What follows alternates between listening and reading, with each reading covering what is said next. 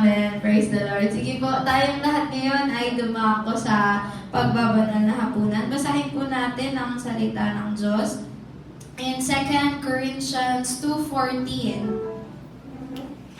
Kuya DLB, can you show us? May ano po dyan? May prepared na. Pa-show na lang. Nasa Canva po.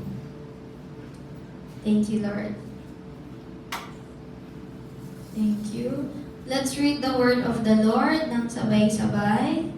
In 2 Corinthians 2:14, it said, ayan, English version po muna tayo. 1, 2, 3, go!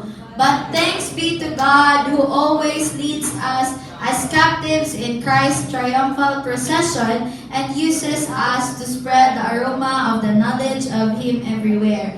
In Tagalog version, triumphal procession means, sige po, next slide, parada ng tagumpay ni Kristo. Yan. Okay, yung triumphal procession, saan po yun galing? Early in the Roman days, before, doon originated yung triumphal procession. So, dati, yung general na nanalo sa isang gera o sa labanan, they have the privilege, it is the highest honor, sabi duman, na ipaparada siya kasama ng mga nilupit niya. Opo, yung mga kawal na natalo niya, and of course, yung mga bihag niya.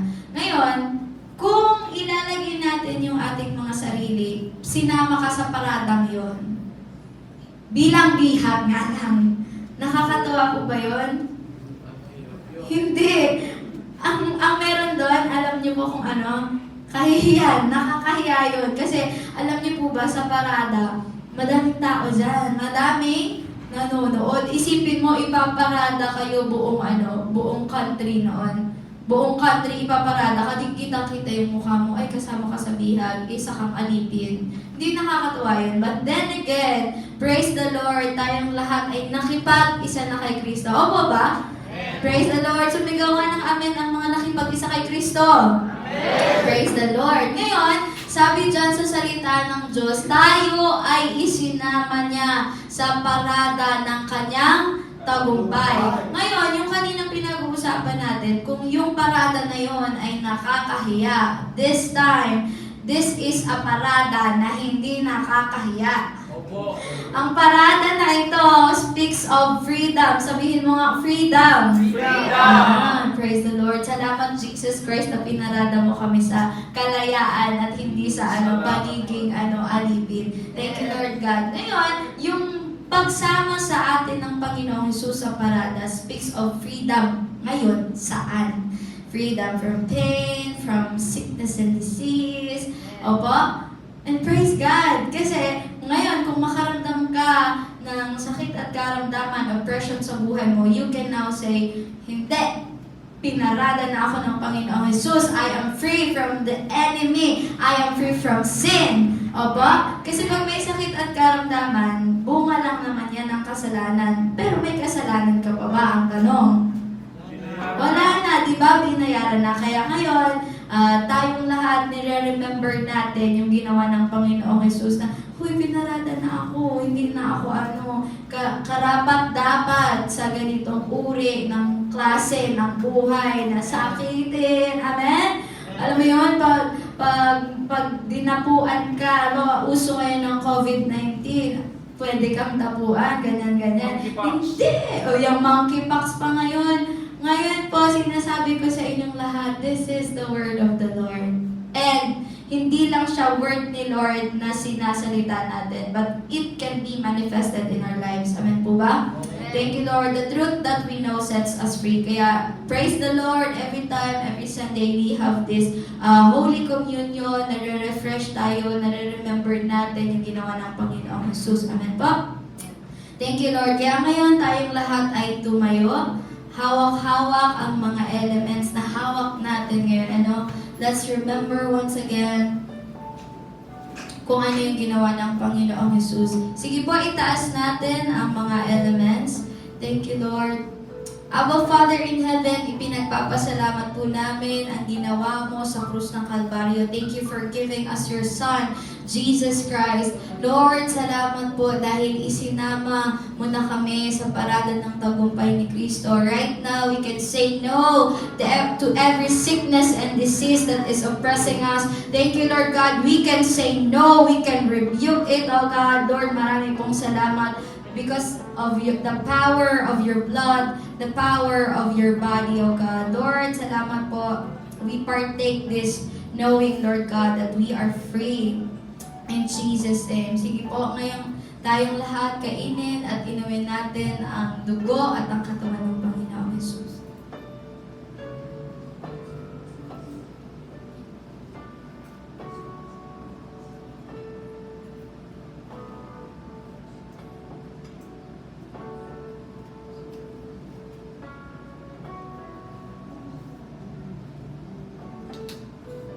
Thank you, Lord. Sige nga po, let's declare. Malaya na ako sa sumpa ng kasalanan.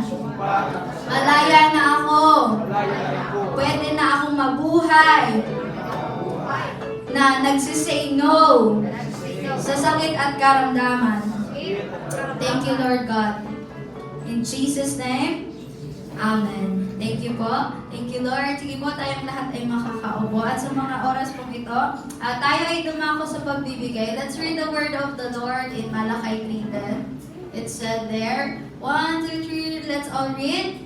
Bring the whole tithe into the storehouse, that there may be food in my house. Test me in this, says the Lord Almighty, and see if I will not throw open the floodgates of heaven and pour out so much blessing that there will not be room enough to store it. Ngayon, the question is, on next slide, it said, are we earning God's blessing by tithing? Are we earning God's blessing by tithing? Yes or no? No. Amen po. Maging po yung malinaw sa atin that as we give now, that as we give our tithes to the Lord, hindi yun para mag-gain tayo ng blessing from the Lord. Amen po? Kasi before pa man kaiyan, we have been blessed by the Lord. Sabihan mo nga sa katabi mo, you have been blessed by God. Yan. Kaya sa pagbibigay mo, hindi yan para i-earn ng blessing.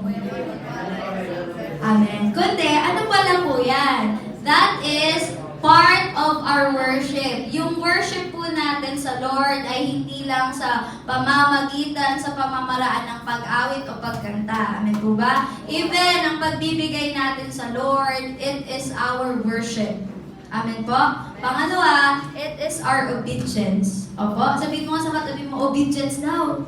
Yan, hindi pag-gain, hindi pagpayaman. Minsan kasi na-interpret yung pagtatides na, ay, ikaw nagpapayaman ka, kaya ka nagtatides kaya ka pala born again kasi gusto mong yumaman ka, ganyan. But no, kaya nga po, before tayo baga nagbibigay, may exhortation na tinatawag para mas maintindihan natin, para saan ba to? Ano ba to? Are we earning God's blessing? No. This is our worship unto God. Kaya nga po, binasa natin yung word ni Lord in Malachi 3:10. It said, bring the whole tithe. That is God's command sa atin. Opo? At bilang mga anak niya, we are to obey.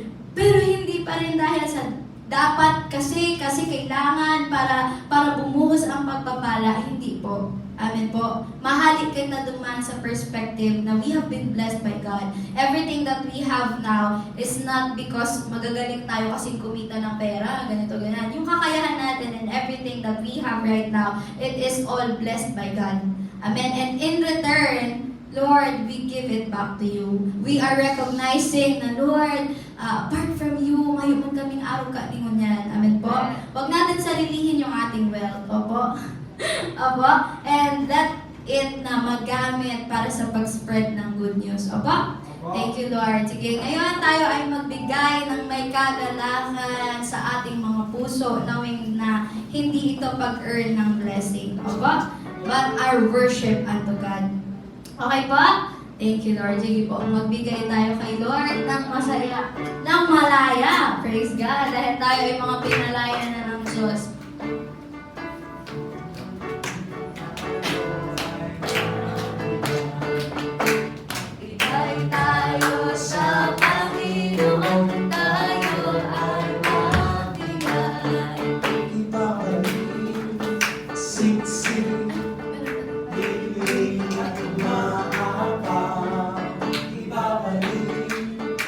siksik, liglig at umaabang.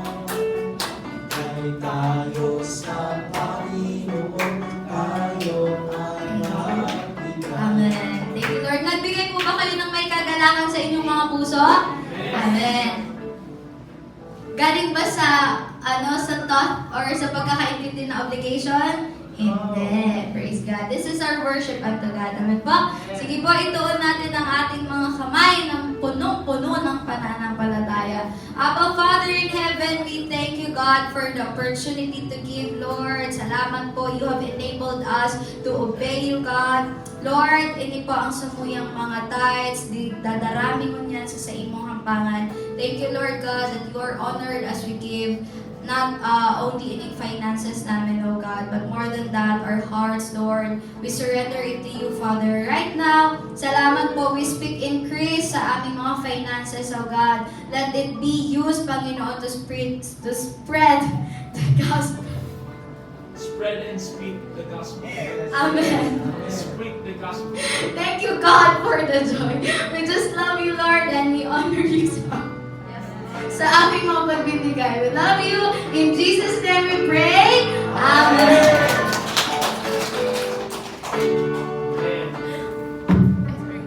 Praise the Lord. Magandang umaga po sa ating lahat. Are you ready to speak? Speak. Thank you, Jesus. Naugma po ako na nagkahiriling ang itaon niya. Thank you, Lord, sa mga nagbabalik. Yan. Thank you, Jesus. Okay lang i-request ko to fill up these gaps para ulay-ulay siya nakta. Puntun ng aircon na lang. Thank you, Lord. Okay. Hindi masyadong kalamigan dito sa unahan kasi mag-aalab tayo ngayon. Ewan ko lang kung hindi kayo pawisan. Thank you, Holy Spirit. Hello po, Nanay. Thank you, Lord. First time ko po ba kayong makita o first time mo akong makita? Ano po ang pangalan ni Nanay? Emma. Mag-friend po kayo. Taga saan po si Nanay Emma? San Rafael. Palakpakan natin si Lord. Alam talaga natin malamig sa part na to eh. Thank you, Jesus.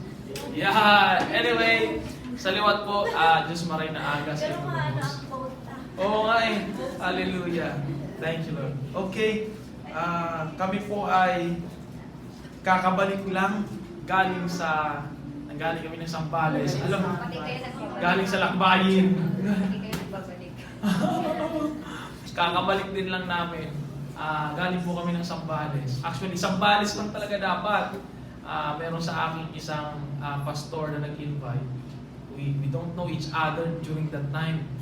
Ang biro ko nga sa kanya, nung nagpipreach ako dun sa Dilapawit, kasi inulit ko din sa Lipa, sabi ko, iba talaga si Lord mag-connect. Pag si Holy Spirit yung nagko-connect, iba yun, smooth talaga. Kasi isipin nyo, inimbita niya ako doon, siya dapat yung magpipreach sa revival night sa Sambales. Tapos, nakita niya daw sa vision ako na nagpipreach na may mga stars. Ayan na yan. Moon stars. Tala pala. Ito pala sabi niya, paano nyo nilagay yan dyan? Hindi niya ako kilala. Pero nag-reach out siya sa akin. At napunta ako doon. Ngayon sabi ko, paano siya nagtiwala sa akin? Hindi niya naman ako kilala. Paano kung ang ituro ko doon mali? Diba? So iba talaga yung tiwala na nagaganap kapag kasi Holy Spirit yung nagkukunik. Gayon din naman, ba't ako nagtiwala sa kanya? Ang layo kayo ng Sambales. Paano kung mga mangkukulam yun? Hindi pala mga pastor. Diba? Tawa rin siya pag sabi ko gano'n eh. Ano pala pang witch po kayo? Pero si Holy Spirit nagkukonek ng kanyang mga pinananahanan. Lahat tayo, we are having the Holy Spirit. Tayo ang ngayon, mga tirahan ng Holy Spirit. Kaya napunta kami doon. Pagdating po namin ng Sambales, ilang araw lang dapat kami doon. Nung pauwi na ako, nag-chat naman ito si Pastor AJ. Si Pastor AJ po, hindi ko rin kilala. Like, we haven't met personally yet. Tapos, ang chat niya, sabi niya, balita ko, Pas, nasa Manila ka, daan ka muna sa Lipa, mag-coffee tayo. Sabi ko, hindi po ako nagkakape. At doon na lang, iba na lang, wag na lang kape. So, dumaan po kami ng Lipa, nagpaalam muna ako kay Mama Ning. Magpapaalam pala ako kay Mama Ning, pachat na ako. Nung pachat na ako, biglang nung pa-chat na ako, nagta-typing din siya. Iba talaga si Holy Spirit, no? Dahil pare-pareho ang Holy Spirit. Pa-chat pa lang ako, typing na siya. Kasi magpapaalam nga ako na mag-i-extend kami ng aming mission sa labas. Nauna siya mag-send. Alam niyo pa ang sinend niya? Huwag kang magmamadaling umuwi dito, ha? Kunin mo lahat ng mga pwede mong makuha dyan. So, natuloy kami sa Lipa. Pagdating namin ng Lipa, kala ko naman, isang araw lang doon. Kala ko mag-uusap lang kami, alam mo yon, mga kingdom talks. Hanggang sa pinag-minister ako ng prayer meeting. Pagkatapos ng prayer meeting, sabi ba naman, balita ko, pas mag-stay ka pa hanggang Sunday, Tuesday pa lang yun. So, isang week pa yun. Sabi ko, hallelujah, sabi ko, mag-pray po muna ako, tanungin ko ulit si Mama Ray. So, nagtanong ko kay Mama Ray, hanggang sa, ang sabi niya, the door is open, just keep coming in pagkabukas yung dito. Pag Sunday, may nag-chat naman sa akin na from Batangas City. It's a 1-hour drive from Lipa. Na ang sabi, mag-minister daw ako doon sa church. Sabi ko, grabe Lord, baka mag-stay na naman kami doon. Hallelujah. Tapos may nag-chat pa sa akin na isang kapatiran from JIL. Batangas din siya, pero hindi sa Lipa. Nakalimutan ko lang kung saan. So, nag-pray ulit ako, tinanong ko si Mama na yung napayagan. Pero ako gusto ko na talagang umuwi. Nami-miss ko din kayo. Kaya, nung sa Revival Hub, meron tanong yung worship leader doon. Sabi ng worship leader, ano ba yung 3 pinagpapasalamat mo kay Lord?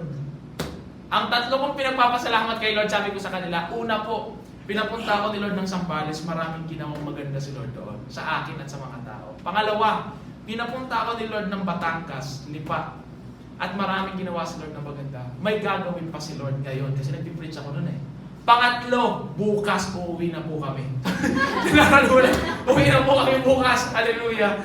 Thank you Lord. Kasi meron din tayo mga gagawin dito sa partido. But anyway, sa amin pong paglabas, marami ako natutunan. But I'm gonna share with you 2 of the many things that I have learned. Yung 2 kinonfirm sa akin ni Lord. Una na confirmation. You will only see the gifts of the Spirit manifesting more and more kapag ang simbahan ay lumalabas. Healing. Yung healing, di ba? Gusto natin ng healing, makikita lagi yung healing. Pero sino sa inyo yung nagpipray na walang sakit dapat yung pamilya nyo? We pray, Lord, salamat Lord, walang sakit ang aking magulang, kapatid. Sino sa inyo nagpipray na walang sakit yung mga congregants? Di ba? So, sino papagalingin?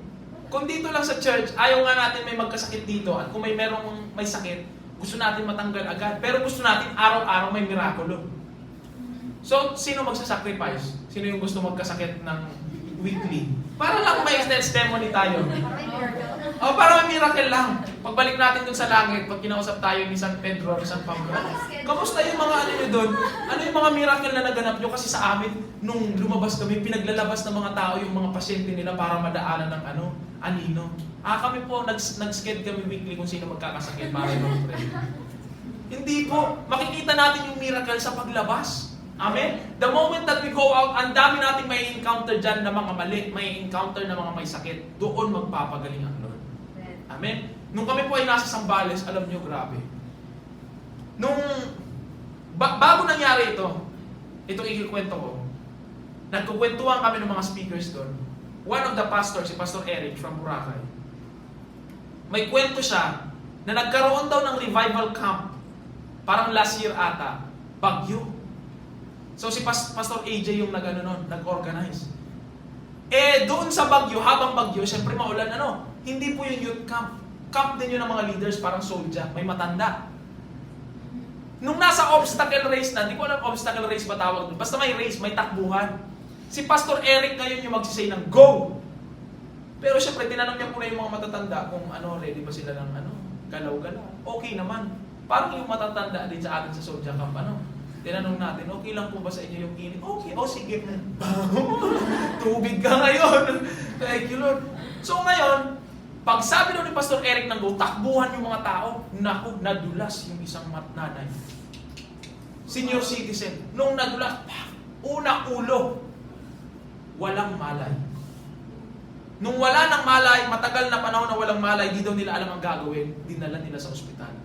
Sa sobra na hindi na nila alam ang gagawin, nag-chat sila doon sa this 4 na magbabarkada, Pastor Eric Manyosa, kung kilala niyo, ay Pastor Ricky Manyosa, Pastor David Sanggalang, Pastor AJ Rosas, tapos si Pastor Eric The Courageous. Sabi ko sa kanya, ang apelyido mo, The Courageous. Hindi Unila. Nag-pray sila. Bakit? Paano kung mamatay yun?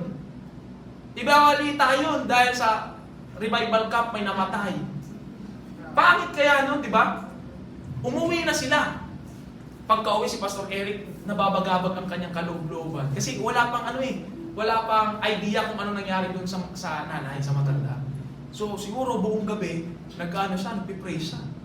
Ngayon, habang yung mga oras ay tumatakbo, siguro nakikita niya na sa Facebook yung mga post na paninising, yan kasi nag-ano-ano pa kayo, alam niyo ng bagyo, yan tuloy may nangyari sa matanda. Tapos matuturo si Pastor AJ, accountable siya doon. Pagka umaga, sabi niya, nakita niya yung matanda. Pagka siguro roll call, nakita niya yung matanda. Sabi ko nga, naisip-isip ko lang ngayon, di na kaya naisip na multo na yun?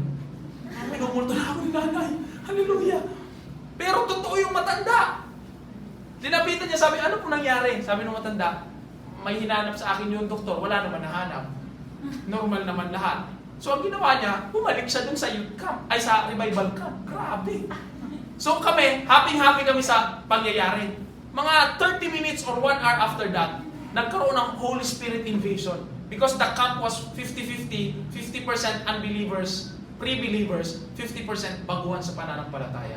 So nag-invade si Holy Spirit. Alam niyo si Holy Spirit, pag nag-invade na first time, medyo chaotic yan kasi dala na yung lahat, hindi pa na-trim down, may konting emotions na kasama. Inaayos naman yan ni Lord. Pero dahil unang salpa, medyo chaotic. May dalawang hikain. Yung isa dahil na nakakahangos. Ayaw ko talaga sa kanya, you are healed. In Jesus' name, listen to me, you are healed. Sa kanya, naging mas madali lang yung pag-minister. Nakita ko yung isa, yung nakaganyan na kapatid. Unresponsive na. Pastor Daryl was ministering. Lumapit ako sa kanya. Tinitingnan ko si Pastor Daryl kasi taga doon siya sa Sambales. Alam niya, kilala niya yun. So, nung tinitingnan ko yung babae, parang di na gumagalaw. Ginanong ko yung mata, puti na. Ginanong ko sa dumo. Wala na rin hinya. Sabi ko, Pastor Daryl, gilid po natin, medyo mainit. Pagkagilid namin, even the chest was not moving. So maaano mo talaga na kakakwentuhan lang namin kanina may muntik ng mamatay. Baka may mamatay dito ngayon. So I prayed, nag-minister ako sa kanya hanggang sa nakita ko in the spirit that there were thoughts that boast against the truth of Jesus Christ na kailangan i-pull down. I started pulling down. I said, binubuksan ko ang iyong mata, binubuksan ko ang iyong tenga kasi di nakakarinig eh. Binubuksan ang mata ang tenga. Then after that, I said, woman, lady, open your eyes in Jesus' name. Pag open your eyes, bumukas yung mata kapatid. And I felt like yung pagbuhay ni Jesus sa patay, yung talita kumi, ining bangon. Bungkaras na, ining bumungkaras ka, nagbungkaras man. Open your eyes in Jesus' name. Bumuka yung mata, nakahinga talaga kami ng maluwag kapatid. Pinag-usapan namin yun ng mga speakers, buti na lang walang namatay.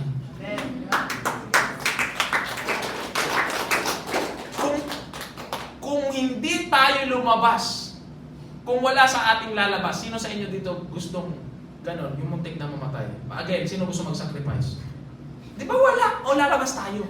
Amen? Kasi yung mga tao sa labas, maraming ganong nangyayari. And I ministered unto her, sabi ko, kapatid, pinagaling ka na ng Diyos. Kasi, alam nyo ba, ang mga Kristiyano, alam nilang nagpapagaling ang Diyos. Pero pag sa kanila na mahirap paniwalaan na nagpapagaling ang Diyos. Kasi naranasan ko yan eh. Yung may sakit ako dati sa puso, matagal na panahon bago ko nag-grasp. So I said unto her, sabi ko, ngayon binubuksan ko ang isipan mo na kaya kang pagalingin ng Diyos. Ako nga sakit sa puso yun eh. Yung sa kanya, hika. Kayang-kayang pagalingin ng Diyos. Then I preached at Dilapawin. Pag-preach ko ng Dilapawin, it was a gift of tongues, nagtatangs lahat. May dumating na isang nanay, she was from other church. So pumasok siya na yung miministra ko doon sa pinakadulo. Gift of tongues yung mini-minister. Sabi ko sa kanya, Nanay, do you desire the gift of tongues? Sabi ng nanay, pumunta po ako dito para pagalingin niyo. So, hallelujah! Kasi nakarinig pala siya doon sa the other night. Napunta siya doon sa camp. So because of the insisting of the need, dahil ano yung kailangan yung binibigay ni Jesus. So I prayed for her. Ang nakakatawa dito, ito, mahirap ipag-pray yung matanda. Ayun kung bakit, pag pinag-pray mo na yung ulo, in the mighty name of Jesus, head, be restored. Tapos ka na, dito pa. In Jesus' name, lahat ng mga sakit-sakit dyan umalik, dito pa. Dapat whole body. In Jesus' name, whole body be restored. Hallelujah. Para isahan. Pero nakakatuwa lang, praise the Lord, nag-testify siya. She really felt na healing. Ginaganon-ganon niya pa. Hallelujah. So this healing, these gifts are coming out. Pagpunta ko naman po ng Lipa, pinag-minister ako ni Pastor AJ sa church sa Macau. It was online. Hirap pala ng online. First time ko mag-minister sa Gmeet. Kasi di ba kapag nagpipreach ka, parang nag-uusap tayo, tapos may nag-aamin. Doon sa Gmeet, parang, amen po? Wala palang mag-aamin dito kasi naka-off pala yung mga mic nila. Pag naka-on yung mic, di magkaintindihan. So, si Holy Spirit talaga yung gumagalaw kasi bago yun para sa akin eh. Hindi ko alam kung nagre-receive pa sila or nagluluto na. Pero nakikinig pala talaga. Now, nung patapos na po yung yung ministry, may release si Lord na word. And the release of the word was just so smooth, hindi ko pinagplanuhan. Ang sabi ni Lord, you are not a Filipino church. Doon sa Macau, you're not a Filipino church. Many locals shall be saved, and many other nationalities shall be saved. And release, kinote ko yung word ni Lord na nagsasabi, ambassadors from other places will come to you to ask what happened to you, bakit naging ganyan kayo. And then I also quoted Isaiah 61 verse 9. Then tapos na yung prayer. Pagkatapos nun, so nag-end na, bye-bye. Pagkatapos nun, sabi ni Pas AJ, alam niyo po, sila talaga, nananampalataya sila na mag-isilang mega church. Sa totoo lang, siya nga daw, wala pong masyadong faith na magiging mega church, pero pinanampalatayaan ng church. And the gift was flowing. The gift of knowledge was flowing. Kinonfirm ni Lord yung pananampalataya na yun. Siyempre, mas eager sila ngayon mag-pray kasi sinabi na ni Lord. Di ko narinig sa iba, pero pinasabi ni Lord. Di ba nakwento ko na sa inyo, one of the gifts that I am desiring is the gift of knowledge. At ang hirap talaga, wala po itong tsambahan. Bawat mag-operate sa gift of knowledge, parang kunyari, gagawin mo tsamba-tsamba lang. Alam ko, pangalawa ka sa magkakapatid. Tapos sasabihin, pangatlo po, di ko nakita yung isa, sorry. Hindi yan tsamba! Tsamba-tsamba lang. Thank you, Holy Spirit. Walang tsamba in the Spirit. So ayoko rin at, sabi ko nga, Lord, paano ba nangyayari yan? Paano ba ako ma-assure? Kasi minsan may napasok din naman talaga sa isip ko na itong tao na to, ganito yung nangyari sa kanya. Pero hindi ko sure kung yun talaga. Paano pag sinabi ko, natapilok ka kahapon, no? Tapos di naman natapilok. Sinabihan mo. Nakita mo, pinakita ni Lord. Ito, ano to? May away to ng magulang nila. Tapos sinabihan mo. Sinasabi sa akin ni Lord, nag-away kayo ng magulang mo. Tapos sabihin sa'yo, kakamatay lang po ng magulang ko. Paano na yun? Di walang tsamba talaga dito. So I really desire the gift of knowledge, pero di ko alam paano nangyayari yan. Tandaan niyo yung kwento kong Muslim na nagpapagupit ako. Muslim yung barber. Tapos tinanong ko, meron ka na pong asawa? It was just plain talk. Sabi niya, wala po. May anak ka na po? Siyempre wala nga asawa eh. Pagkatapos namin, nakapagpalagayan na kami. Tapos na kami maggupitan. Sabi niya, sa totoo lang, brother, may asawa ako. Separate lang kami. Imagine nyo kung may gift of knowledge ako during that time. Tapos nung sinabi niya sa akin na wala pa akong asawa, tapos sinabi ko, wala kang asawa kasi hiwalay ko sa asawa ko. Kahit Muslim yun, maniniwala sa Diyos yun. Parang yung Samaritan woman on the well, nung tinanong ni Jesus, asan ang asawa mo? Tapos wala pa akong asawa, wala kasi marami kang kasama. So kahit na-revealing yun, di ba, shame yun? Shameful siya. Pero bakit na-draw yung babae kay Jesus? Kasi ang sabi, alam ni Jesus lahat ng kanyang baho, pero yung mata niya may pagmamahal pa din. That's the gift of knowledge. So kahit na unbeliever, kahit na hindi naniniwala sa Diyos, pag may gift of knowledge, I just feel like may stir up yung heart niya. Ngayon ko naranasan yung gift of knowledge na hindi pilit talaga. Well, di ko nga inisip na mag-ooperate sa gift of knowledge, bigla lang lumabas. Ang ending nun, sabi nung pastor doon sa Macau, sabi kay Pastor AJ, isama mo po siya pag anniversary dito sa Macau. Kaya pag uwi, paulit-ulit si Pastor AJ, yung assignment mo ha, mag-asikaso ka ng passport. Sabi ko, pag-pray niyo po muna, wag ako maging malulain. Kasi pag nalula ako dyan sa taas, mahalupad ako dyan. Pwede lang buksan yung bintana doon eh. Amen. Pero those things, kailangan pang ipag-pray kung talaga bang mapupunta doon. Pero ang pinapakita ni Lord, the gifts are coming out as we come out. It is seen as we come out. Kasi gifts are not for spectacle. Hindi po ito para pakita lang na hindi ganyan. Nagpapakitaan tayo ng powers dito sa church. Tayo-tayo na lang nagpapamanghaan tayo. Hindi po. Ang gifts ay para sa benefit ng mga nangangailangan sa labas. So as we come out, doon yun makikita. Amen? Kaya sabi ko sa mga lalaki, pag lumabas tayo, mamaya, di ba? Lalabas tayo mamaya, alas 3 ng hapon. Paglabas natin mamaya, makita ka may sakit, ipag-pray mo agad. Pag-pray mo. Walang masyadong pressure, kapatid. Basta ang alam mo, si Lord nagpapagaling. When you pray for that, sila Pastor AJ, pumunta sila dati ng Baguio. They were praying. Nung nagpipray po sila, parang ano na yun, it was a call for somebody na merong sickness, parang ganyan. May lumapit na babae. Paglapit ng babae, nag-manifest yung demonyo, nagsisigaw. Sabi pa ni Pastor AJ, parang pa naman kami mga aswang nun. Para daw kulto, pinakita sa akin yung video, lahat sila naka-black. Nakasalamin pa siya, sabi ko, parang nga kayong vampira. Naka-face mask pa. Pero alam niyo po, yung babae, nung na-deliver siya, cancer patient pala yun. And during that day, she was really healed. So we will see this healing on the streets. Makikita natin yung pagpapagaling ng Diyos habang tayo ay lumalabas. And we pray na ang mga pagpapagaling na yun ay magko-convert into salvation. Kasi hindi po pwede na okay na yung pagpapagaling lang. Alam nyo, napakaraming pinagaling si Jesus pero konti lang yung mga nagstay in faith. So kailangan pa rin ng prayer. Amen? So that's number 1 that I have learned. Lalabas yung gift as we come out. Number 2, God will provide anybody who is going out. Nagpo-provide, huwag natin i-expect na ipoprovide tayo ni Lord na nandito lang tayo sa church. Ano naman yung ipopondo sa atin ni Lord? Wala naman tayong ginagawa. I mean, this is the business of the Father, to save.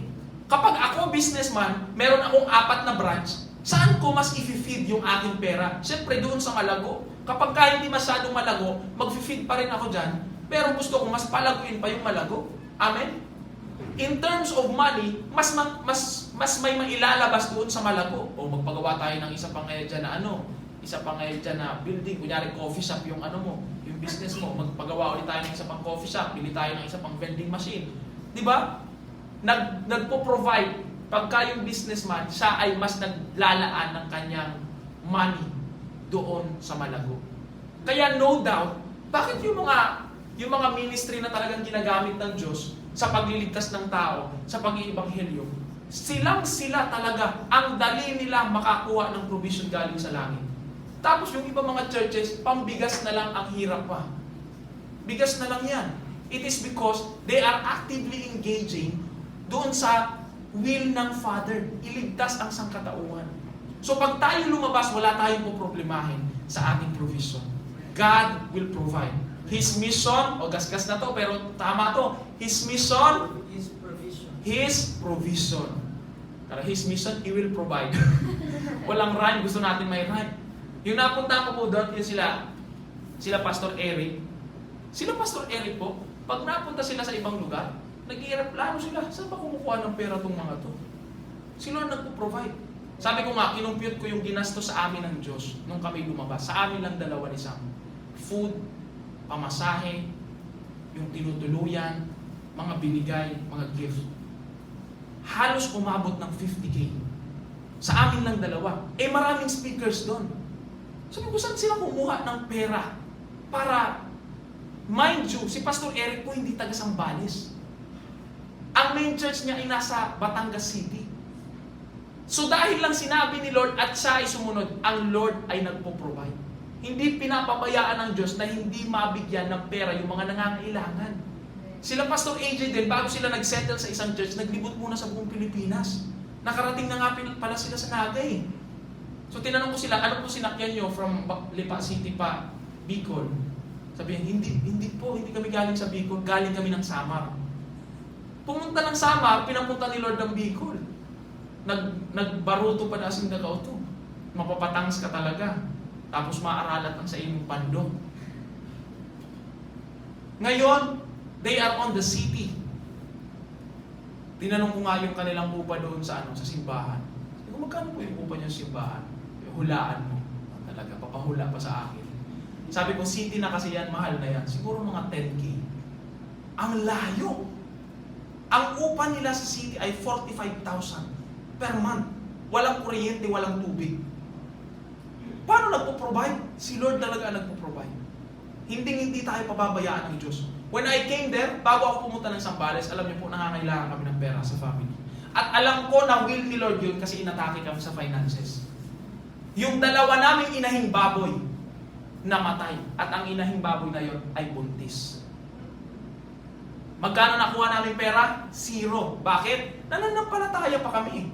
Nananampalataya kami na mabubuhay ito.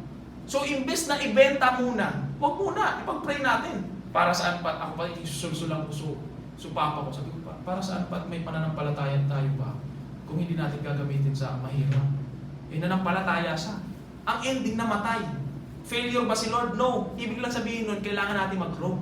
Pero dahil sa namatay, naalala ko sabi niya, JB, ibebenta na natin yung pig. Wala sa word. Ibebenta na natin yung uring. Anayon. Papunta na dito, nakahanap na ako ng bibili. Aban-aban, nag-chat na naman. Di na umabot yung bibili. So dahil di na umabot, namatay na, pagdating doon, di na yung bibilhin. Ni singkong duling, wala kaming nakuha. Isipin niyo po yung lugi doon. So we're needing money. Back 2 days before I went to Zambales, I received a project. Malaki-laki din yon. Kailangan na kailangan yun sa pamilya ngayon. At totoo po, hindi ako ipokrito. Naisipan ko talagang huwag tumuloy sa Zambales. Kasi sabi ko, may ministry naman dito si Lord, pwede kong iserve si Lord dito. Pwede naman sila makahanap ng ibang speaker doon. Magtrabaho na lang ako. 3 days, malaki na yun. Pero sabi ni Lord, hindi. Tumuloy ka doon. Tumuloy po ako doon na walang sapat na pera pa uwi. Ang pera ko lang pa, ang nagigas lang sa akin yung papunta pa lang doon. Pero pagbalik namin, God provided more than what I can imagine.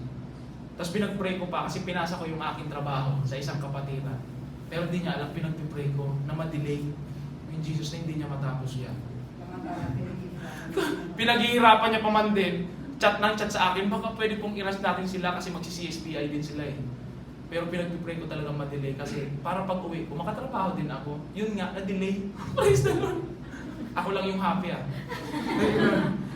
Grabe si Lord mag-provide. Amen? So as we go out, tingnan niyo po, yung sasakyan na yan, binigay saktong-sakto sa atin. Ano hunta yan? Gamit-gamiton ta. Amen? Hanggang sa dumating pa yung maraming mga sasakyan, pagdating naman, gamitin ang gamitin natin. Amen? We will come out. Matagal na tayong tinago ng Diyos.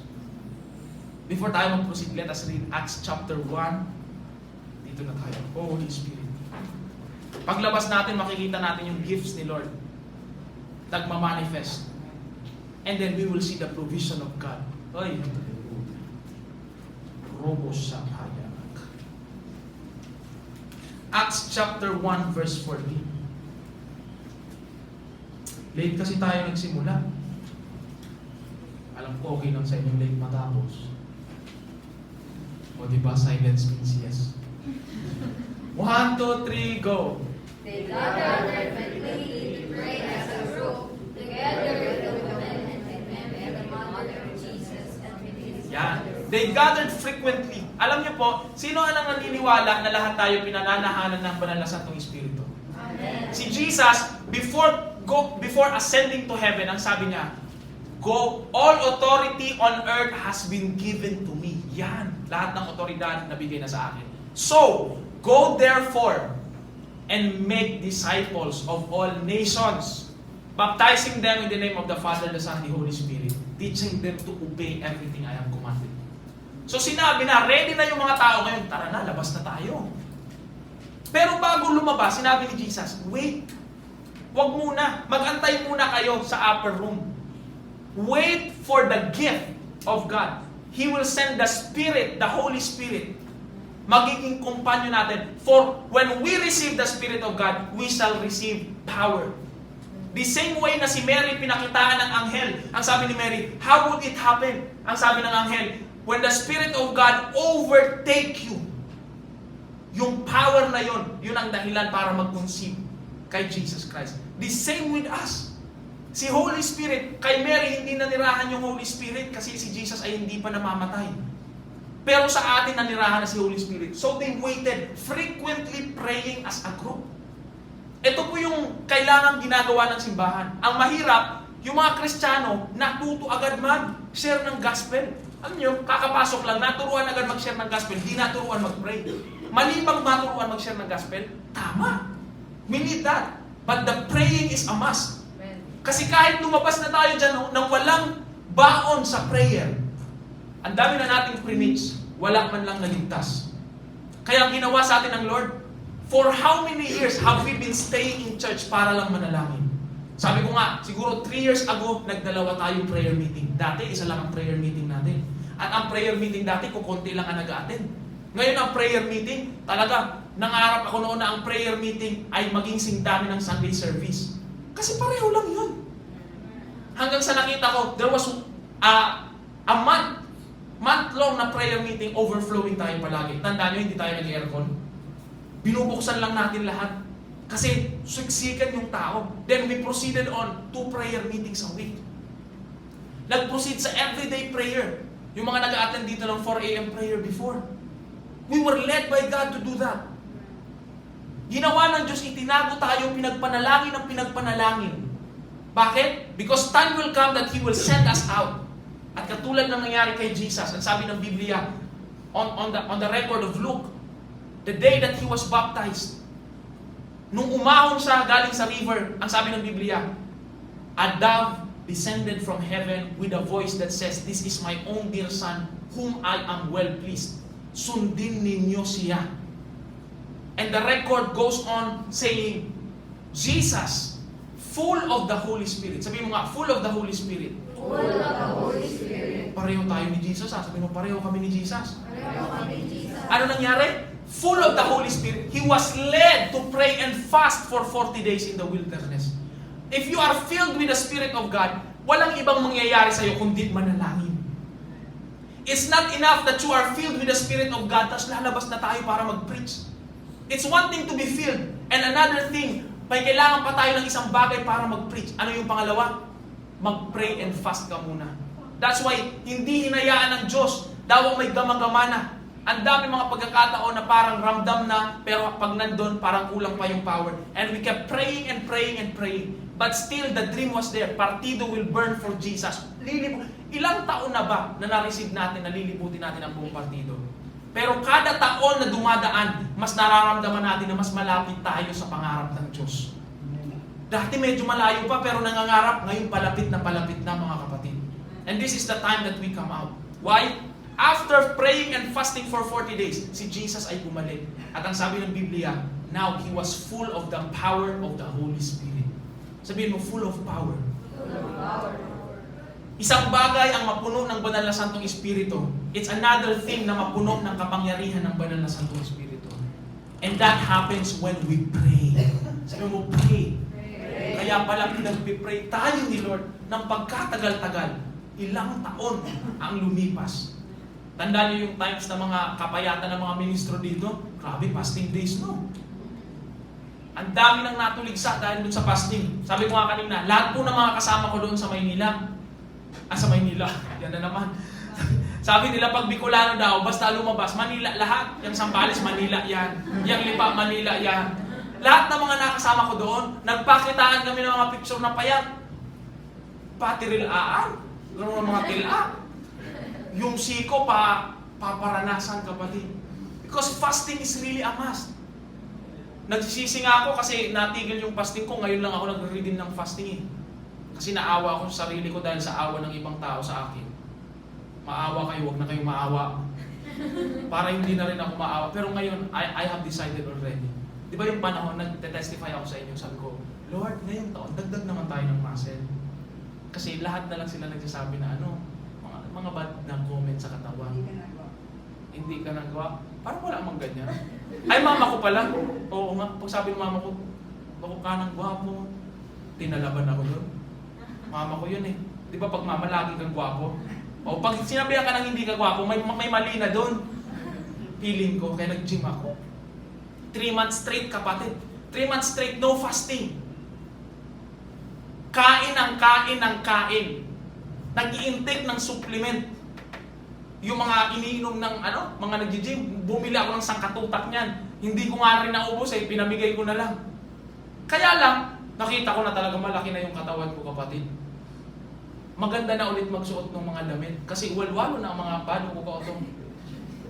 Nung nakita ko na-feel ko na nag-deplete yung power ni Lord. You know, the wake-up call? Yung kay Erami. Pinapalayas yung demonyo. Tinatawanan ako ng demonyo, kapatid. Ilang araw din yun, iniyak ko talaga kay Lord yun. Pigpapalayas mo, tapos tigingiritan ka kang demonyo. Sabi ko, yan, sige, yung malaki mong katawan, tuo ka daw ang demonyo na. Kung pwede man matuok. Di ba hindi? It's not a battle of flesh, it's a battle in the spirit. Kaya I decided that time, kung balik ako ng fasting. Wala akong paki kung mga yayat, okay lang payat, basta mayroong authority in the spirit. Kesa naman malaki yung katawan mo, wala ka namang dating in the spirit. Amen. So nagsimula ulit ng mga yayat, nag-comment ulit yung aking mother na payat ka na. Don't worry, wala po talagang mamamatay sa fasting. Amen. It's a must. Sa eating marami. Oh, it is a must. We pray and fast. We pray and fast. Tandaan niyo po yung mga panahon na nung una pa lang tayo na nakaka-experience ng moving ni Holy Spirit sa prayer. Weird talaga.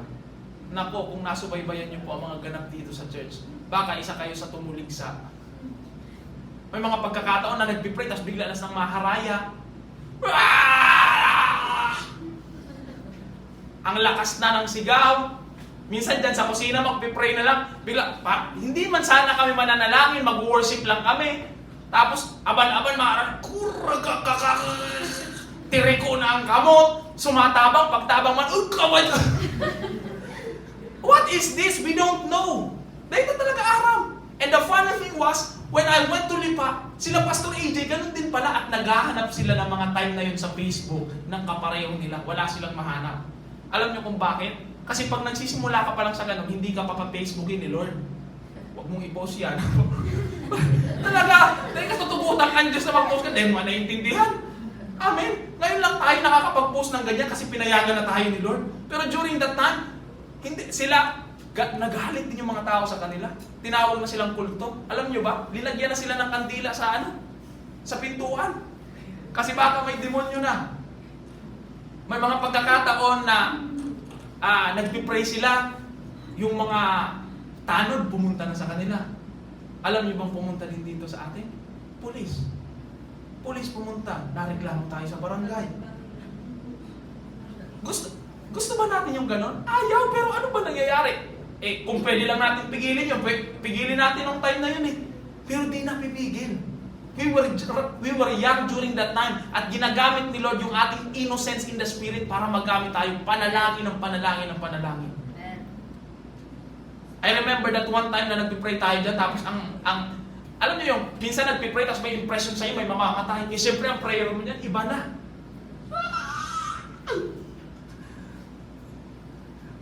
Bukas ang taong pintuan, nakulaon. Ngayon na natin nararanasan kung ano yung malaki. Ang dami po talagang karanasan sa prayer. Kwento din nila Pastor AJ doon, natutukan sila ng baril. Kasi nagpipray sila, yung ini-intercede na rape. So yung sound rape. Pumunta na yung mga tinutukan talaga sila ng baril. Sabi ko nga, malalaman mo kapag kayong Kristiyano ay nagpipray in the spirit or emotion lang. Pag tinutukan ng baril. Wala ka! Tapos tinutukan. Emotion lang yan. Pero kung kahit tinutukan ka na, tinutuloy mo pa rin. Si Lord yun. Amen. We don't understand back then. Di natin naiintindihan noon. Pero ang alam ko, nakita natin yung resulta ngayon. At inayos din tayo ng Lord. Pati sila inayos din ng Lord. Pareho ng story na pag-dream up, pag-dream down. Kasi kaya din naman na makontrol na as you grow. Hindi na masyadong excessive. Pero pinapakita dito ni Lord, tinawag tayo ng Lord sa malalim at matagal na panalangin bago tayo lumabas. And the confirmation was in Zambales and in Batangas, ang sabi nila, matagal kang itinago ng Diyos. Ngayon ay inahayag ka na. At marami pang nakatago na ihahayag ng Diyos. Yung matagal, yung time of Elisha, the prophets that I have kept for myself, yung mga pinatay ng prophets ni Baal, pero may tinago ang Diyos. Sabi niya, I have kept them for myself. Maraming itinago at ngayon nilalabas ng Lord. Panahon na, kapatid, para lumabas. Sabi mo, lalabas na ako. Mamaya, alas 3 ng hapon, ayaw masalaha ka. Thank you, Lord. So si Jesus, nung bumalik siya, gumawa na siya ng mga mirakulo. But the fasting for 40 days gave him a character na hindi natanggal. Ano yung character? Yung pag-wait upon the Lord.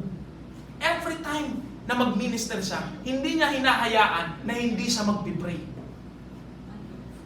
In fact, lagi siyang umaakyat sa bundok. Kahit ang ganda ng nangyari, umaakyat siya sa bundok. Alam niyo po, isa pa sa mga nakapagpa-oo sa akin para pumunta ng Zambales, it was because I felt a protection of God sa buhay ni Pastor Eric. Kasi napagdaanan niya na yung dinadaanan natin ngayon. Alam niyo po, yung church nila, before, he said, they opened 22 churches. Whole Philippines. Alam niyo po ba na ang lakad natin ngayon sa church ay nag-open din tayo ng mga churches? Pero dugay na. Sila 22. Kinikwento ko nga sa kanila na ang pinag-uusapan kasi doon yung power nap. Yung kapag matulog ka muna bago mag-preach. Sabi ko, hindi po ako nakakatulog bago mag-preach kasi dalawa yung service namin. Kapatid, Pastor Eric, one day, 5 services when he was in Cebu. 5 service na nagalit na sa kanya yung pare. Kasi yung mga nagpumupunta doon sa service, mga scholar ng simbahan sa tabi ng paaralan. With all those things na nangyari, 22 churches yung na-open, alam niyo po, bumagsak sila. Bakit bumagsak? Nag-away-away ang mga leader. Nag-agawan na sa posisyon. Ako ang pastor dyan. Ako ang hawak ng children's ministry. Ako ang hawak ng kabataan. Sa akin yan, sa akin yan. Nag-aagawan na. Yun yung unprecedented. Tama ba yung word ko? Yung hindi maiiwasan. Kahit magaling ka kapatid, anong gagawin mo pag nag-away-away yung mga leader sa church? Sige nga. Itong mga leaders pa nag-away-away, paano mo yan patatahanin? Magagaling yan lahat. Walang gusto magpatalo. So ang nangyari, kanya-kanyang bitbitan daw ng tao. Paglabas, ubos yung simbahan. And I asked him, sabi ko, huwag niyo po sana masamain. Ano yung mali na ginawa mo? And then this is what he said. And this is a message for all of us. At sabi niya, yumabang siya na hindi na siya nagpipray. Kasi this is the truth. Nakastart na tayo ng Street Jesus, kapatid. Sino yung nakaka-feel ngayon na possible na tayong lumabas ng lumabas? Di ba dati takot tayong lumabas? Pero ngayon ang feeling natin, posible na. Lalo may sasakyan na ngayon. Kahit po hindi tayo mag-pray, gagalaw ang Diyos. Makakakita tayo ng paggalaw ng Diyos sa labas. Promise. Kahit di mag-pray, kahit di tayo mag-consecrate, makakakita tayo ng paggalaw ng Diyos dyan. And it's a deception from the enemy. Kasi okay lang na hindi mag-pray, makikita natin in the long run, it will cost us. In the long run, makikita natin yung dating sinimulan, hindi magtatagal. Ano ang sabi ni Gamaliel? If it is from God, it will last. But if it's not from God, mapuputol at mapuputol ang movement na yan. Tigigirabo na naman ako hanggang ngunyan. Every time I say this, it's an old revelation but it feels new. Ang kailangan natin gawin, manalangin. Walang kwenta kung marami tayong gawin ngayon. Pagka nag-away-away ang mga leader na yan, nag-away-away, may spirit of division sa church, wala kang magagawa dyan, kundi manalangin lang. So this is a warning for all of us. Habang lumalabas tayo, kapatid, may we not forget the time of prayer. May we not forget na nagagawa natin ang lahat dahil sa Diyos. Nagdedepende tayo pa rin sa Diyos. Huwag natin hayaan na happy na tayo na may nakikita dyan ng mga ginagawa si Lord. No. Our main job is to please God. Amen? At maging lesson ito sa mga leaders. Pag hindi nagkakaintindihan ng dalawang leader, dapat sabay yang mag-pray. Pag ayaw na, ang isa niya, mag-pray tayo, ayaw, oh, hallelujah, may demonyo na. It has to be that one, pansin niyo po, ito, ihahayag ko ito sa inyo. Yung mga naninirahan dito sa church, dati po, may mga panahon, hirap na hirap kami magsama-sama sa prayer. Bakit? May kulog buot. Masakit yung damdamin. Sa tingin nyo, hindi nagkakasakitan po dito. May mga damdamin pa rin. So may mga panahon na yun na, nakwento ko nga, pag magko-corporate prayer na, sabi ko, bakit walang mga lumalabas? Patagalan lumabas, patagalan pumasok sa preschool. Minsan nakalak yung preschool. Bakit? May sakit. Sakit sa loob. They would rather pray, we would rather pray alone. And this is a correction from God. That is rebellious spirit. Ang gawin natin kahit na merong sakitan, kapatid, manalangin ng sabay-sabay. Bakit? Sa panalangin na yon, in Jesus' name, doon mo malaman na ikaw ang mali. Ako din malaman ko na ako ang mali. Lahat tayo malaman natin tayo ang mali. Pagkatapos ng prayer, kapatid, pasensya ka na ha. Tapos sasabihin ng isang, hindi, ako talagang hihingi ng pasensya. Diba, paano nga na kayo ngayon?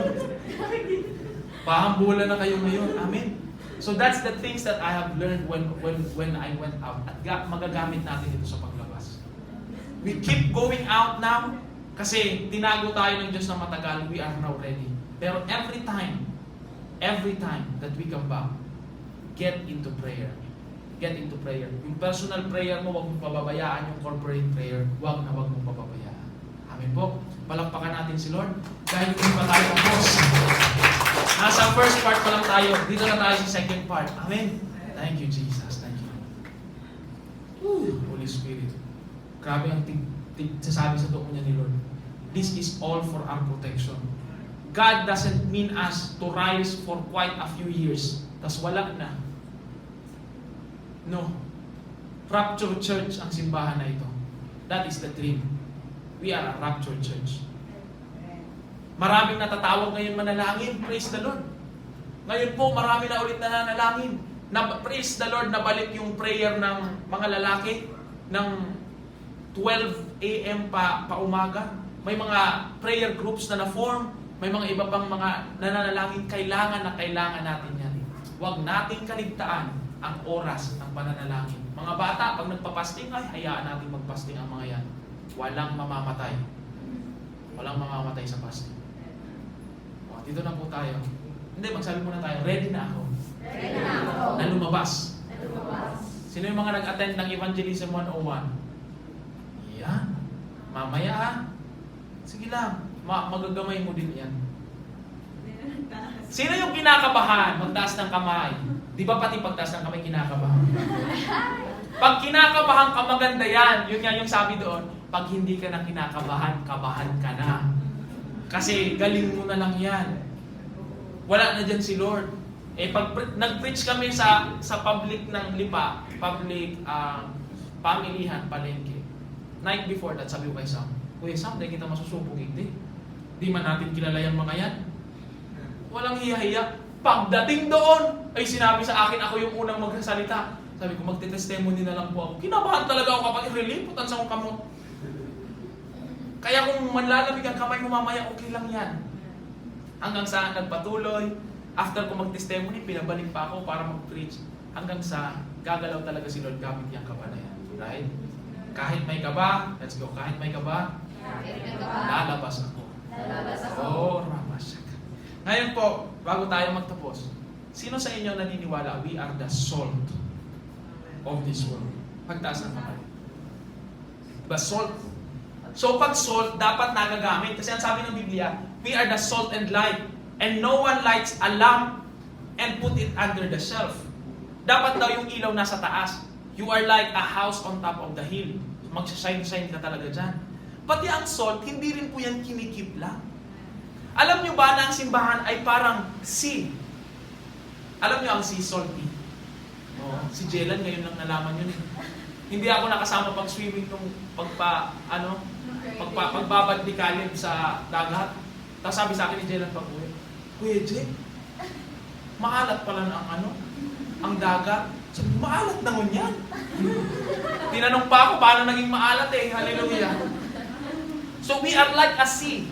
Salty sea.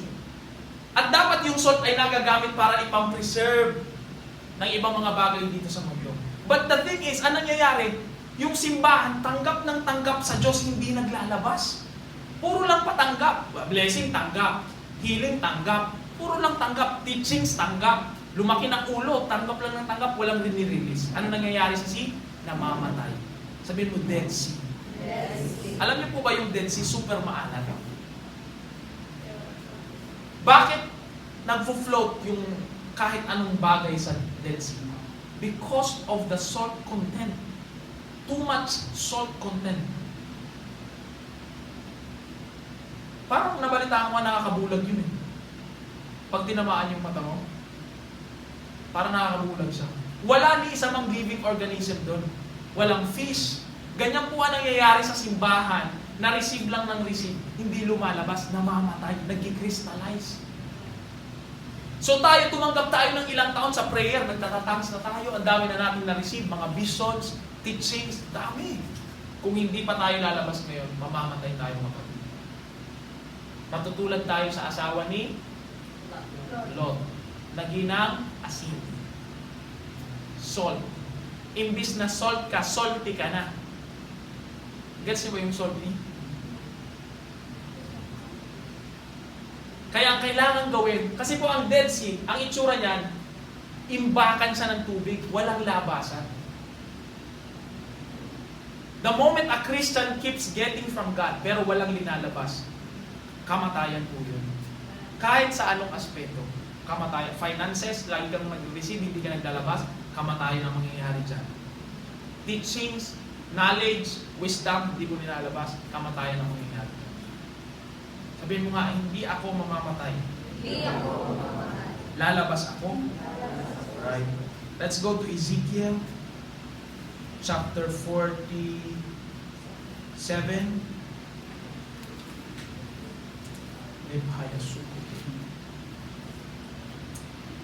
Anong oras mamaya ang kinakabahan?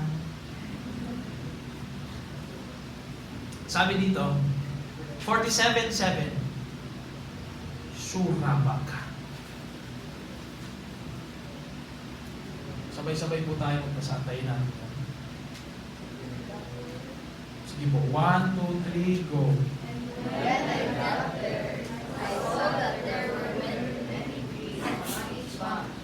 He said to me, "This water flows through the land of the east and down into the Jordan River into the Dead Sea.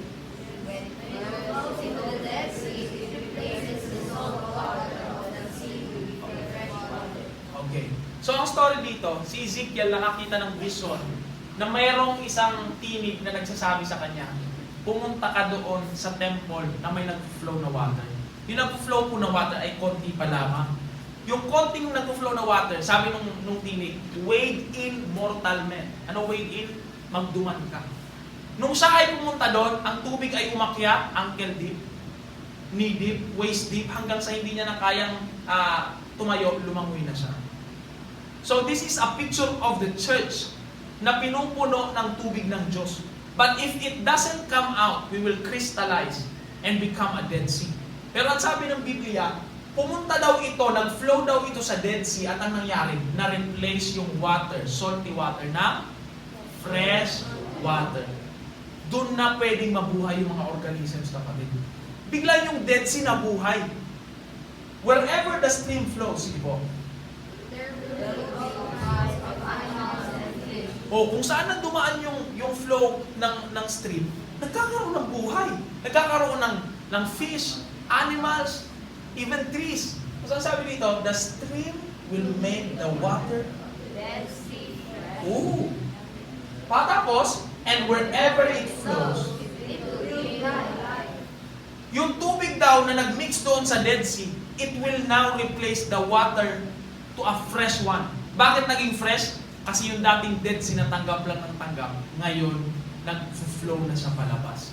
Wherever it flows, it will bring life. Paglabas natin dyan, mag-flow ang tubig, it will bring life. So nag-flow na ngayon yung Dead Sea, kaya nagkaroon na ng buhay. Basa pa tayo, diretso pa po. From the springs of Engedi, all the way to the springs of Eneglaim, there will be fishermen, and they will spread out their nets. Yan. Magkakaroon na ng fishermen. Alam niyo ba tinawag tayong fishers of men? Yes.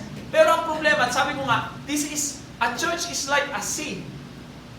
Ngayon, nasabi, we are fishers of men. Kaya, magka-cast out tayo ng net, dapat may naliligtas sa kada pagbuhat ng net. Pero ang daming churches, cast ng net, walang naliligtas. Bakit? Patay pala yung church. Dead sea pala. Walang mabubuhay doon. Amen? Minsan, shallow pa yung tubig. Tandaan niyo po, may isang pagkakataon dito, we were praying, at merong isang baguhan. And the revelation was, siya pala yung malaking isda. Malaki daw siyang isda na mahirap siyang mahuli, pero hinuli siya ng Lord. Pero alam niyo po, hindi nagpatuloy yun kay Lord. Kaninong kasalanan? Sa atin. Hindi niya kasalanan yun. Kasalanan natin kasi kulang yung tubig during that time. Ano man talagang gibukan na kulang sira? Hindi. Amen? Sabi mo nga, look at you. We are all like fishes here. Parang nasa aquarium, kung magdadagdag pa tayo, magagasp tayo for oxygen in the water. But the Lord is saying, now you are flowing out. Pagka nag-flow out ka na kapatid, life will benefit. Life will come out. Sa ating paglabas, makikita natin, mas marami maliligtas. Indeed, we will be fishers of men. The gospel will bring salvation to those who believe. And sabi ng Biblia, how can they believe if they haven't? How can they hear if no one preach? How can they preach if they are not sent? Now we are sent. Say, I am sent. So sabi dito, but the water in the marshes and ponds along the shore will not be made fresh. They will make source of the source of the soul. Sige po. In front of the stream, all kinds of trees will grow to provide food. Their leaves will never wither, and they will never stop bearing fruit. Okay. Ito na, mga kapatid. Ito na yung sinasabing provision. Bakit yung ibang mga Kristiyano hirap na hirap tungkol sa provision? Hindi nag-i-engage doon sa soul winning. Sinasabi dito, mag-i-start na mag-bear fruit yung mga trees, 12 seasons each year. Wala nang tagutong. Bakit? Marami nang kakain eh.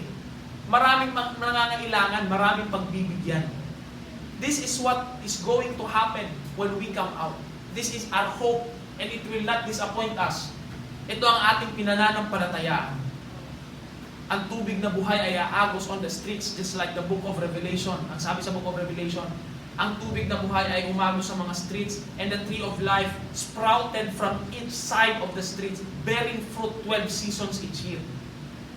Wala ni isang buwan na hindi nagbubunga. Ang maganda pa dyan, ito na. Sige po. Saan na? They will have fresh fruit every month, because they are watered by the stream that flows from the temple. The trees will provide food, and their leaves will be used for healing people. Uy! Their leaves will be used for Healing people. ay, makakita tayo ng pagpapagaling. Pag lumabas na yung tubig na buhay, trees will sprout, and the leaves will be evergreen. It will be for healing of the people. Sinong handang lumabas ngayon? Kung nafe-feel mo na hindi ka handa kasi may kaba, that's a deception from the enemy. Ang kaba ay hindi pagpapakita na hindi ka handa. Ang kaba ay pagpapakita na ang gagawin mo ay gawain ng Diyos. Kinakabahan ka kasi alam mo hindi pang tao yan. Amen? So, can we all just stand, mga kapatid? Uramasaka. Holy, holy, Iramasuko. Matagal kang nag-antay, Lord. Matagal kang itinago ng Diyos for this task. Can you just start speaking in tongues now?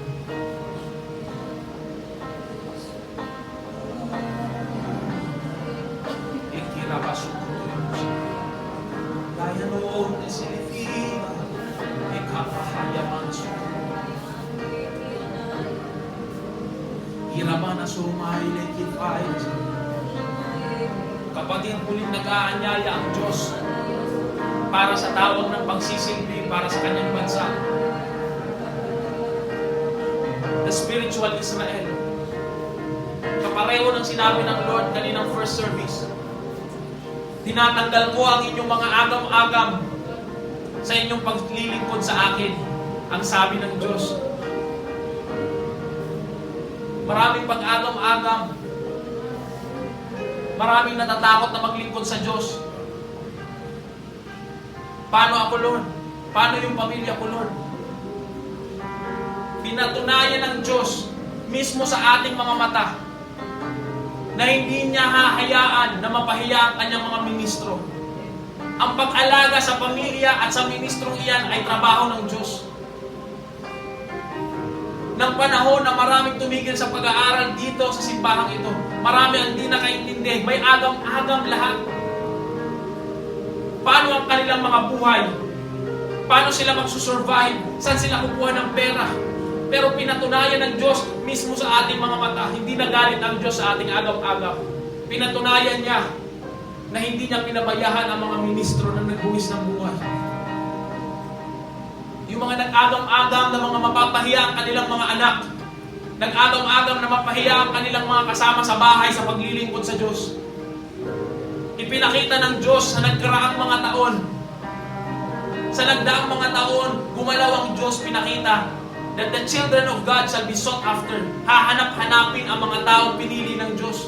Tatawagin sila sa iba't ibang lugar at makikinig sa kanilang mga sinasabi. Lahat ng agam-agam ay tinatanggal ngayon. Nagtataon yung bagong paanyaya ang Diyos, just give your life to me.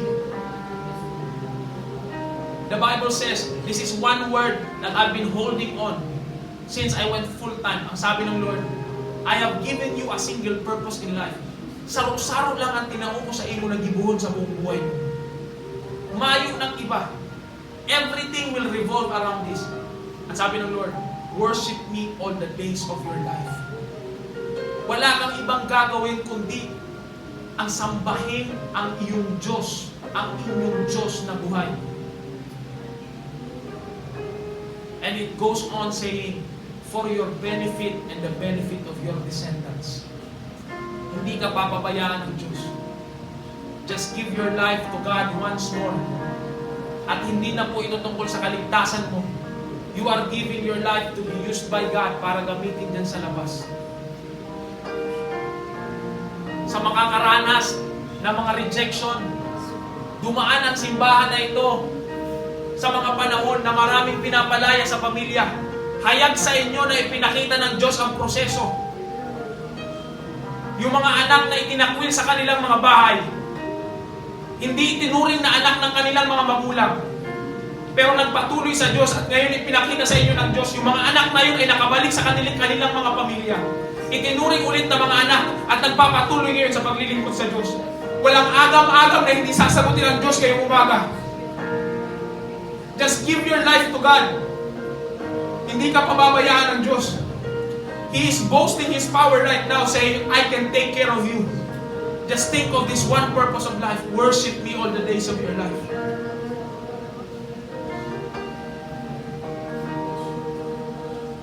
Holy Spirit, thank you for being patient with us. Salamat sa pagpukaw sa aming mga puso ngayon. We shall do this and not fail, Lord. Hipayan o sukuto.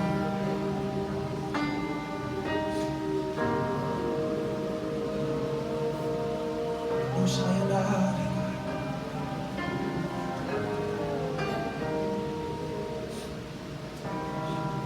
o stilikiwan o sukuto.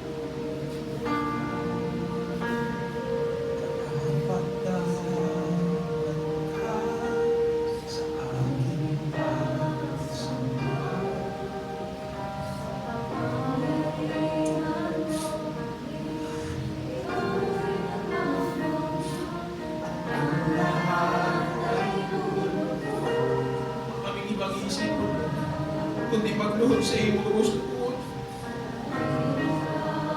You will take care of us. It's not our job.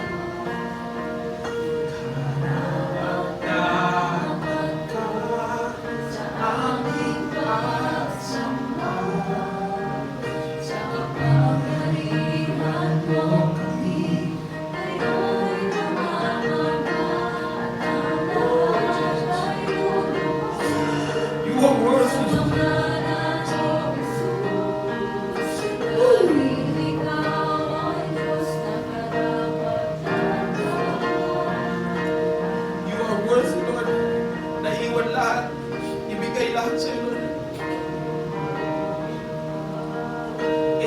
job to love us. Ang gigibuon bilang Lord, mag-worship sa iyo. No other thing. Salamat, Lord, for giving freedom now to this church. To fully serve God. Come out and fully serve God. Go all out for God. Dapat ba sa dasaan, gabos? Because time will come. Gabos na mga sinagasahan, may maluhod man lang sa iyo. Oh, Jesus. Everything that we have sacrificed for God, it will soon bow down to the feet of Jesus Christ. I have seen it myself. Lahat ng isasakripisyo mo sa Diyos, luluhod din yan sa Panginoong Jesus.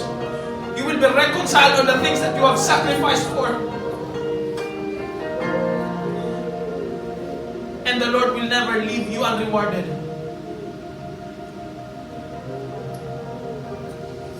He loves you and takes care of you. Just give your life to God. Thank you for the boldness, Lord, for the strength to come out now of our comfort zones. Merong mga bago ulit na aapak sa pananampalataya. Nakakatakot man. Pero Lord, pinatunayan mo, you have a perfect record.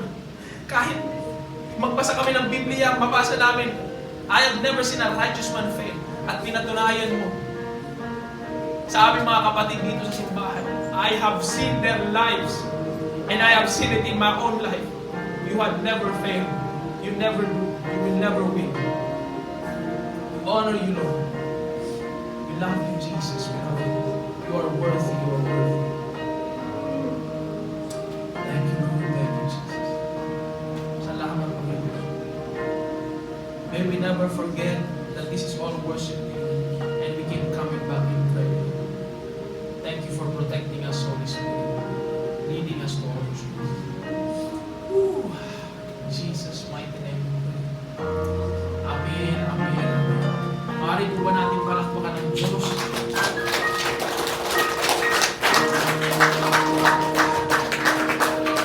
Kita-kita po tayo mga kapatid. Mamayang hapon, alas 3. Kinakabahan ka man, lahat tayo. Ngayon po,